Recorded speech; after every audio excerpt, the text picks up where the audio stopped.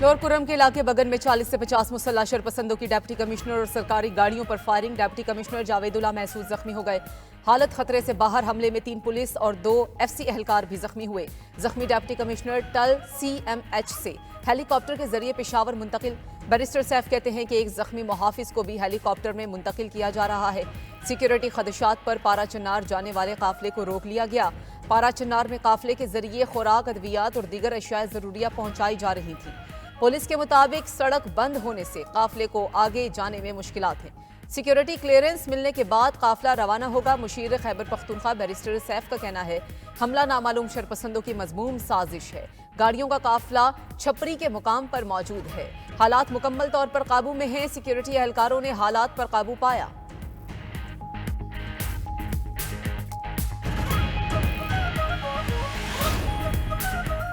शरपसंद अमन की बहाली नहीं चाहते। वजीर आला KP ने DC कुरम पर फायरिंग के वाक़े की रिपोर्ट तलब कर ली। अली अमीन गंडापुर कहते हैं कि कुरम अमन मुआहदे के बाद इस तरह का वाक़या इंतहाई अफसोसनाक और काबिल मुज़म्मत है। वाक़या कुरम में अमन के लिए हुकूमती कोशिशों को सबूताज करने की नाकाम कोशिश है। KP हुकूमत कुरम में अमन की बहाली और मुश्किलात को हल करने के लिए पुरज़म है। फायरिंग में मुलव्विस अनासर के खिलाफ कानून के मुताबिक कार्रवाई की जाएगी। वाक़या इन अनासर की कारस्तानी है जो कुरम में अमन की बहाली नहीं चाहते।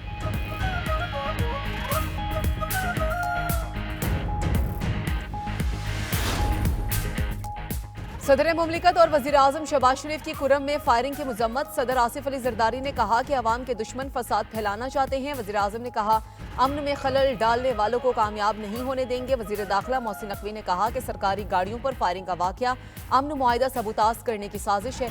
गवर्नर खैबर पख्तूनख्वा फैसल करीम कुंडी बोले कि हमले में डिप्टी कमिश्नर का जख्मी होना इंतजामिया की नाअहली है। वजीर आला पंजाब मरियम नवाज कहती हैं ऐसी कार्रवाइयों से कौम के जज्बे मांद नहीं पड़ेंगे।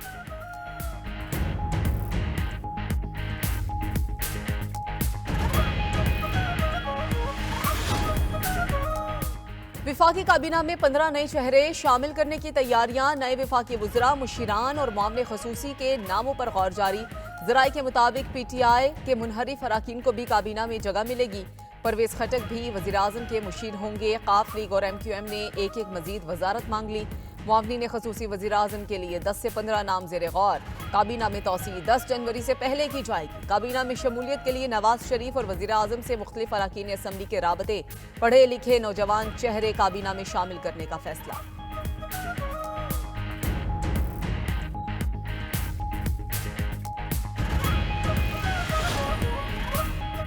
दस साल में बेरोजगारी की शरह 1.5% से बढ़कर 7% तक पहुंच गई।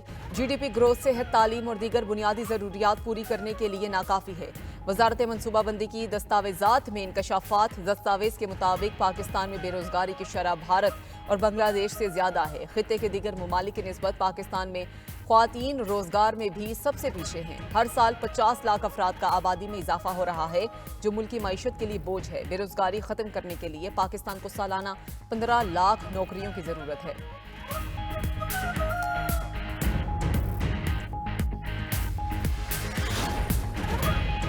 सिंध में करप्ट तरीन हुक्मरानी का सिलसिला जारी है। मौजूदा सूबाई हुकूमत ने बदउनवानी के अपने ही रिकॉर्ड तोड़ दिए हैं। MQM रहनुमा फारूक सत्तार के सूबाई हुकूमत पर वार कहा चंगेज खान ने बगदाद पर हमला करके तालीमी इदारों को तबाह किया। मेरे ख्याल से हुकूमत से सिंध का भी यही नजरिया है। मैट्रिक और इंटर बोर्ड में कराची के नौजवानों के साथ जुल्म किया गया। अंदरूने सिंध के नताइज और कामयाबी की शरह को जबरदस्ती बढ़ाया जा रहा है। कराची और लाड़काना के बोर्ड्स पर स्टेज में वाज़े फर्क आ रहा है। इस पर वज़ीर आला सिंध को इखलाकन इस्तीफा दे देना चाहिए।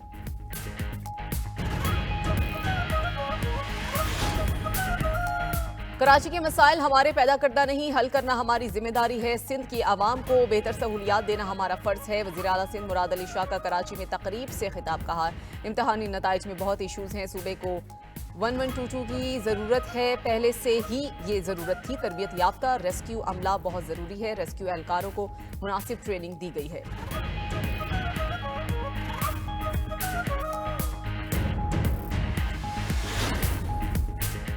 मुल्क को अब किसी सियासी नहीं मुआशी लॉन्ग मार्च की जरूरत है। विफाकी वजीर एहसन इकबाल का लाहौर में तकरीब से खिताब। कहते हैं हुकूमत आइन और कानून के मुताबिक खुलूस नीयत से मुज़ाकरात कर रही है। दूसरा फरीक डायलॉग करेगा तो अच्छे नताइज निकल सकते हैं। मुल्क को दहशतगर्दी जंग का सामान है। गुज़श्ता हुकूमत दहशतगर्दी मुल्क में दाखिल कर गई है। एपेक्स कमेटी के इजलास में फैसला किया है कि दहशतगर्दी पर जीरो टॉलरेंस होगा। अगर मुल्क में कहीं से मुदाखलत होगी तो फौज भरपूर जवाब देने की सलाहियत रखती है। कुर्बानी और जिद्दोजहद से अमन को वापस ले आएंगे।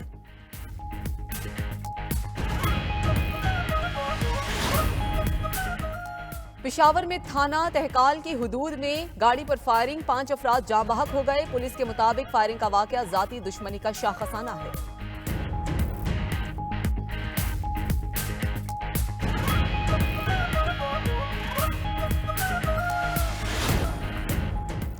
यूनान कश्ती हादसे में बदनाम जमाना इंसानी स्मगलर समेत 5 मुलजिमान गिरफ्तार। FIA गुजरावाला जोन के मुताबिक गिरफ्तार मुलजिमान में अब्दुल मजीद, मोहम्मद नकाश, अमजद छम्मा, मोहम्मद शब्बीर और हाफिज शाहिद इकबाल शामिल। मुलजिमान को गुजरावाला, सियालकोट, मंडी बहाउद्दीन और गुजरात के मुख्तलिफ इलाकों से गिरफ्तार किया गया। मुलजिमान ने शहरी को कश्ती के जरिए यूनान भिजवाने के लिए 42 लाख रुपए बटोरे।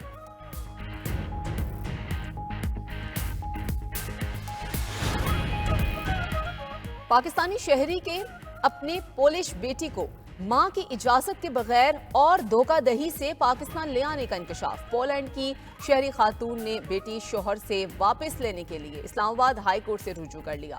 इस्लामाबाद हाई कोर्ट का सेक्रेटरी दाखिला को IB, FIA और नादरा अफसरान पर मुश्तमिल GIT तश्कील देने का हुक्म। कहा कि होम सेक्रेटरी सिंध और IG सिंध भी अदील खान और बेटी को ट्रेस करने के लिए ताउन करें। अदील खान और बेटी अनीता मरियम खान का नाम ECL और ब्लैक लिस्ट में शामिल किया जाए। सिंध का रिहायशी अदील खान बेटी अनीता मरियम खान को जनवरी 2022 में पाकिस्तान लाया था। और जनूबी अफ्रीकी बल्लेबाजों ने शाहीनों को लाइनो लेंथ भुला दी। केप टाउन टेस्ट में मेजबान टीम के बैटर रयान रैकलिंगटन की डबल सेंचुरी। कप्तान टिम्बा बाउमा सेंचुरी बनाकर आउट हुए थे। प्रोटीज ने 5 विकेटों पर 429 रन बना लिए। मोहम्मद अब्बास और सलमान आगा की 2-2 विकेटें। खुरम शहजाद 1 विकेट हासिल कर सके। दूसरी जानिब साइम अयूब दाएं टखने में फ्रैक्चर के सबब 6 हफ्ते के लिए क्रिकेट से दूर हो गए। मतलब परेशानी है, गैस आ नहीं रहा, बिल इतने आ रहे हैं, 9-9, 10-10 हज़ार रुपए के। गरीब बंदा परेशान। सुबह नाश्ता नहीं घर बनता, नाश्ता भी बाहर से लेना पड़ता सारा। गैस की लोड शेडिंग वैसे ही आपको पता है बहुत है, 2-2, 3-3 घंटे की लोड शेडिंग हो रही है। गैस होती नहीं है। दोपहर के टाइम खाना पकाने में लोगों को बड़ी परेशानी होती है। मुल्क भर में गैस बहरान पर शहरियों के शिकवे बरकरार। लाहौर समेत पंजाब भर में गैस बहरान हल न हो सका। शहरी गैस की तवील बंदिश और कम प्रेशर से परेशान। खवातीन को नाश्ते और खाना पकाने में दुश्वारी का सामना। LPG और महंगी लकड़ी बेचने वालों की चांदी हो गए। शहरियों का कहना है भारी भरकम बिल भरते हैं लेकिन गैस फिर भी नहीं आती। हुकूमत गैस की फराहमी यकीनी बनाए। ईंधन के मुतबादिल जराए घरेलू बजट पे इजाफी बोझ हैं।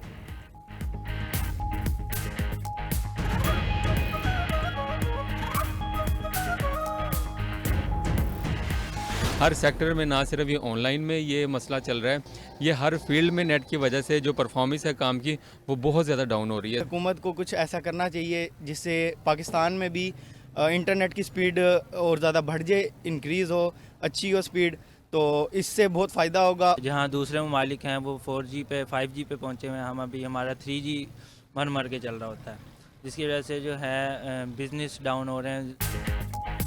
इंटरनेट की सुस्त रवि से IT से वाबस्ता कारोबार को नुकसान। इंटरनेट की बंदी से होने वाले मुआशी नुकसानात में पाकिस्तान सर फहरिस्त। पाकिस्तान को 2024 में तकरीबन $1.5 अरब का नुकसान उठाना पड़ा। VPN का जायजा लेने वाली वेबसाइट के मुताबिक आलमी सतह पर इंटरनेट में खलल 88,788 घंटे जारी रहा। इससे मजमूई तौर पर कई ममालिक को तकरीबन $8 अरब का माली नुकसान हुआ।